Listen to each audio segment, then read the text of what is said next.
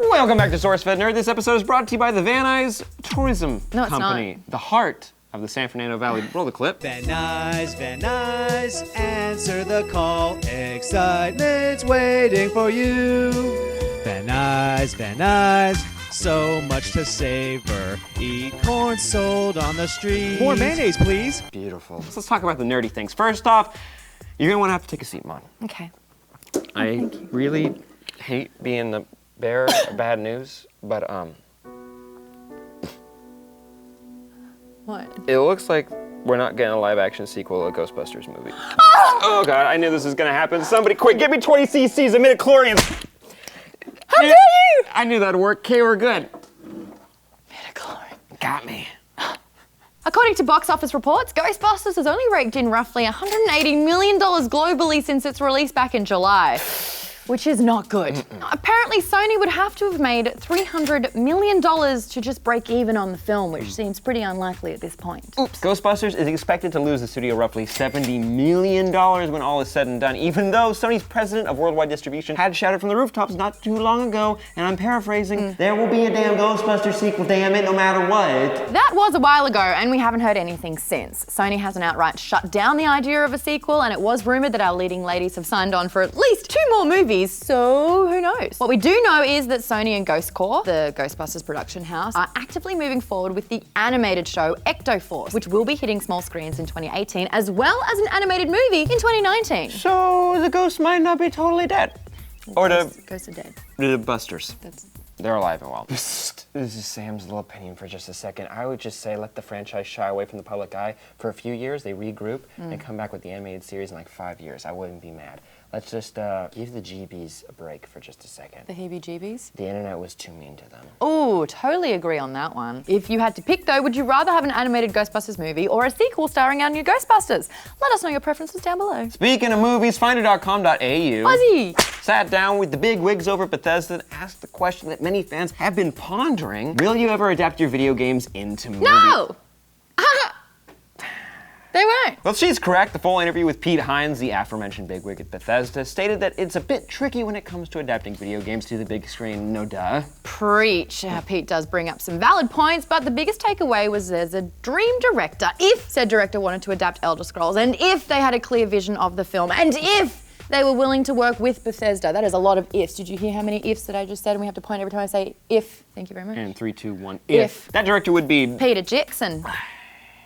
So you're slapping me now, and now you're stealing my thunder. You literally wrote all of that, I think. There's a sadistic. conflict brewing at SourceFedNERD. Yeah, Peter Jackson. Well, he sounds like he'd be an awesome choice to direct one of these films. Would you want to watch a Peter Jackson, that's how you say his name in a Kiwi accent, a directed Elder Scrolls film? Who would you want to direct a Fallout movie? Or should we just stop making video game movies?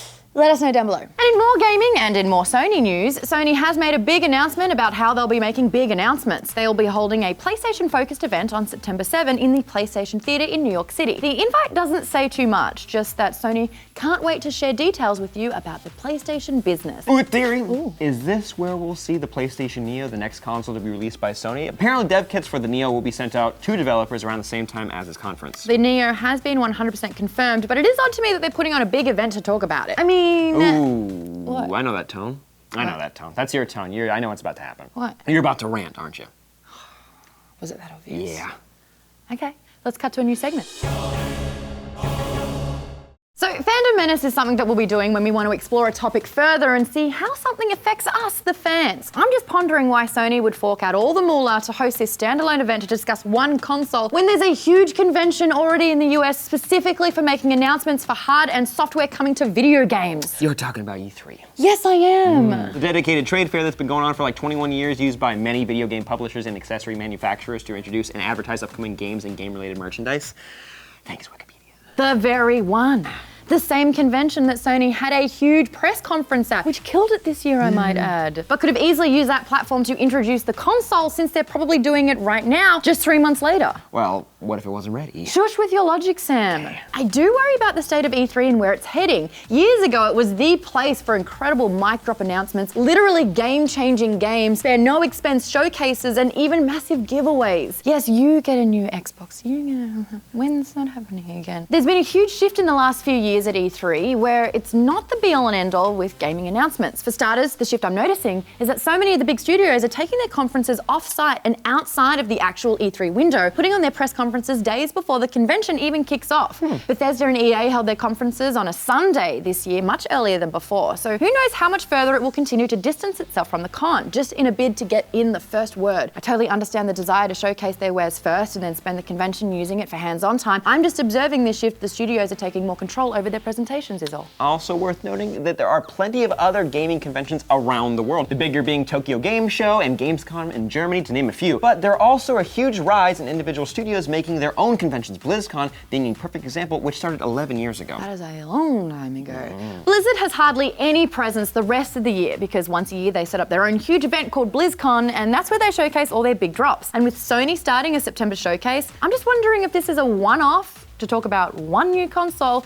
or if it will start being an annual event, much like their movie equivalent called Summer of Sony, where the movie studio showcases and promotes their upcoming slate of movies to the press. Either way, E3 seems to be slipping in scale. Nintendo barely showing off anything, even with a new console to arrive any moment now. Is it a case of not wanting to lock into a mid-year deadline and only announcing and releasing a project once it's ready, or not wanting their product and news to get lost in the sea of others? I think it's a control thing. I predict soon, and please take this with a grain of salt, that E3 will not be the home of the biggest and best news, but instead, studios will hold their own showcases separately. E3 will be more of a fan service, allowing those gamers to get hands-on with yet-to-be-released titles. Maybe the press conferences will start happening weeks before E3 to get that hype happening, but studios will not continue to hold off big news drops for the mid-year announcements, and instead will do it where and when they choose to. I understand I could be completely wrong, but it is naive to think that E3 hasn't changed a lot these last few years. Anyway, that is Fandom Menace over. So that's it from us. Lots of opinions in your face. Let us know your thoughts on the changes in the gaming industry. You think Sony putting on a standalone event is nothing new, or the way things will become? I'm Sam. My name is Maude. Like this video. Maybe get them to like it first before you do sucky lips at them. Actually, no, that might work. And we're out. It seems that a moviegoer is so disgruntled over the Suicide Squad that he's planning on suing. Reddit user Black Panther 2016 wrote a lengthy post describing his disappointing journey to see the new DC movie.